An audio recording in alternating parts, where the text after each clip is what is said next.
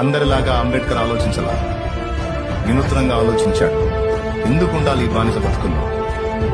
ఎందుకు లేదు సమాజంలో మాకు సమాన విలువ? పట్టుబట్టాడు. ఎవ్వడు చదవనంత స్థాయిలో చదివాడు. ఎన్ని త్యాగాలో ఆయన జీవితం. బిడ్డకి మందులు ఆడితే బిడ్డ బతుకుతాడు, మందులు వాడకపోతే బిడ్డ చనిపోతాడు.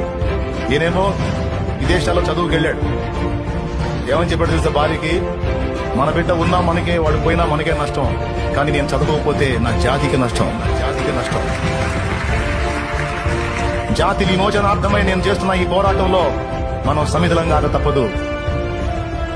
ఈ త్యాగం అనేది ఇంకా గొప్ప త్యాగాలైనా మనం చేయాలమ్మా. మన కోసం, ప్రజల కోసం, అన్యాయమైపోతున్న భాగ్యుల కోసం మనం చేయాలి. సాధించాడు.